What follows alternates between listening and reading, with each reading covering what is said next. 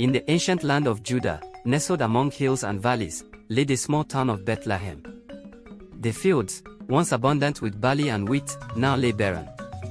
A severe famine had gripped the land, leaving the people hungry and desperate. Among the townsfolk lived a man named Elimelech, his wife Naomi, and their 2 sons, Mahlon and Chilion. Elimelech, driven by the plight of his family, made a difficult decision. "We must leave Bethlehem," he told Naomi.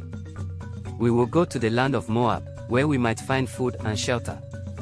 And so, they packed their belongings and journeyed to Moab, a foreign land with different customs and gods. They hoped to find relief from their suffering. In Moab, life was initially kind to them. Elimelech's family settled into their new home, and Mahlon and Chilion married Moabite women, Orpah and Ruth. But fate, ever unpredictable, soon dealt them a harsh blow. Elimelech, the patriarch, fell ill and passed away. Shortly thereafter, both Mahlon and Chilion also succumbed to sickness, leaving Naomi, Orpah, and Ruth widowed and heartbroken. Naomi, bereft of her husband and sons, decided to return to Bethlehem upon hearing that the famine had ended. She urged her daughters-in-law to stay in Moab, saying, "Go back to your mother's homes. May the Lord show kindness to you, as you have shown to the dead and to me." Orpah wept and kissed Naomi goodbye, choosing to stay in Moab. But Ruth, with a heart full of love and loyalty, clung to Naomi. "Do not urge me to leave you or to turn back from you," Ruth declared. "Where you go, I will go, where you stay, I will stay. Your people will be my people, and your God my God." Moved by Ruth's devotion, Naomi allowed her to accompany her back to Bethlehem. Upon their return, Naomi and Ruth were greeted by the townsfolk. The women of Bethlehem exclaimed, "Is this Naomi?" But Naomi, filled with sorrow, replied, "Do not call me Naomi. Call me Mara, for the Almighty has made my life very bitter." With no means to support themselves, Ruth took it upon herself to gather food. It was the barley harvest, and the fields were ripe. Ruth asked Naomi, "Let me go to the field and pick up the leftover grain behind anyone in whose eyes I find favor." Naomi consented, and Ruth found herself working in the field of Boaz, a wealthy and kind man from the clan of Elimelech. Boaz noticed Ruth and asked his foreman about her. When he learned of her loyalty to Naomi, he approached Ruth and said, "My daughter, listen to me. Don't go and glean in another field. Stay here with the women who work for me. Watch the field where the men are harvesting, and follow along after the women. I have told the men not to lay a hand on you. And whenever you are thirsty, go and get a drink from the water jars the men have filled." Overwhelmed by his kindness, Ruth bowed down and asked, "Why have I found such favor in your eyes that you notice me, a foreigner?" Boaz replied, "I have been told all about what you have done for your mother-in-law since the death of your husband, how you left your father and mother and your homeland and came to live with a people you did not know before. May the Lord repay you for what you have done." As the days passed, Ruth continued to glean in Boaz's fields, gathering barley and wheat until the harvest was over. Naomi, seeing Boaz's kindness, devised a plan. "My daughter," she said to Ruth, "I must find a home for you, where you will be well provided for. Tonight, he will be winnowing barley on the threshing floor. Wash, put on perfume, and get dressed in your best clothes. Then go down to the threshing floor, but don't let him know you are there until he has finished eating and drinking. When he lies down, know the place where he is lying. Then go and uncover his feet and lie down. He will tell you what to do." Ruth did as Naomi instructed. In the dead of night, she approached the sleeping Boaz, uncovered his feet, and lay down. Boaz woke with a start and saw a woman at his feet. "Who are you?" he asked. "I am your servant Ruth," she replied. "Spread the corner of your garment over me, since you are a guardian redeemer of our family." Boaz, touched by her courage and loyalty, said, "The Lord bless you, my daughter. This kindness is greater than that which you showed earlier. You have not run after the younger men, whether rich or poor. And now, my daughter, don't be afraid. I will do for you all you ask. All the people of my town know that you are a woman of noble character. Although it is true that I am a guardian redeemer of our family, there is another who is more closely related than I. Stay here for the night, and in the morning, if he wants to do his duty as your guardian redeemer, good, let him redeem you. But if he is not willing, as surely as the Lord lives, I will do it." The next morning, Boaz went to the town gate to settle the matter.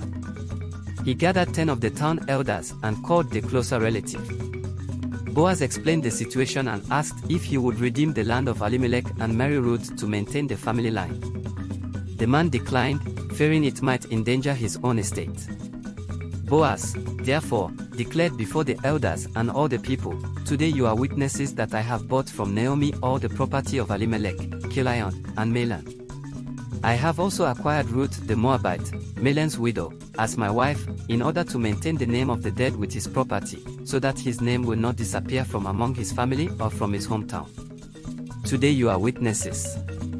The people and the elders replied, "We are witnesses. May the Lord make the woman who is coming into your home like Rachel and Leah, who together built up the family of Israel. May you have standing in Ephrathah and be famous in Bethlehem. Through the offspring the Lord gives you by this young woman, may your family be like that of Perez, whom Tamar bore to Judah." Ruth and Boaz were married, and soon Ruth gave birth to a son named Obed. Naomi's joy was restored as she held her grandson in her arms.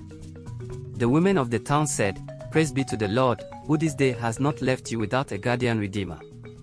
May he become famous throughout Israel. He will renew your life and sustain you in your old age. For your daughter-in-law, who loves you and who is better to you than 7 sons, has given him birth."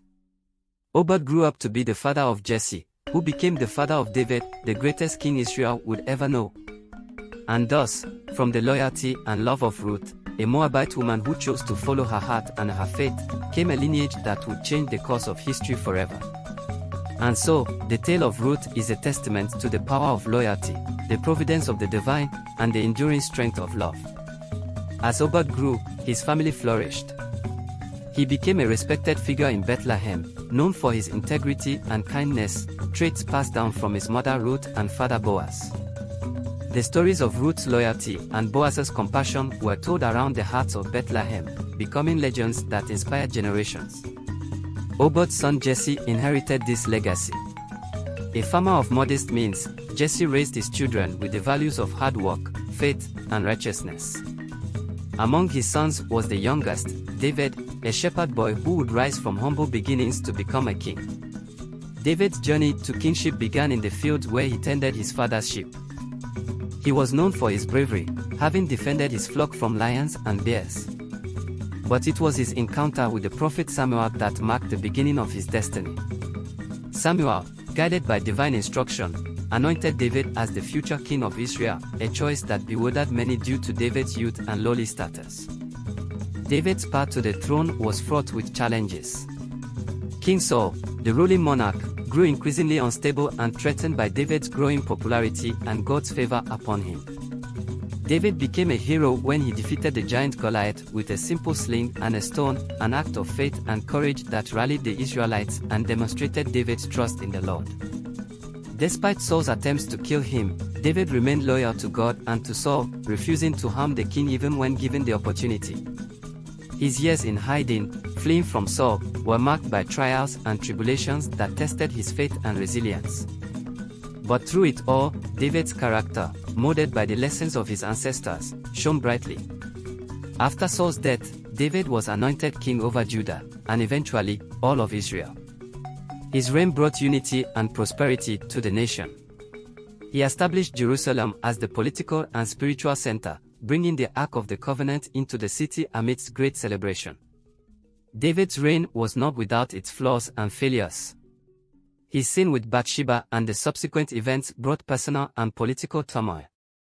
However, David's sincere repentance and the strength of his relationship with God brought him back to a place of favor and wisdom. David's lineage continued through his son Solomon, who became famous for his wisdom and for building the magnificent temple in Jerusalem, a symbol of Israel's glory and God's presence among his people. Solomon's reign marked the zenith of Israel's prosperity and influence in the ancient world.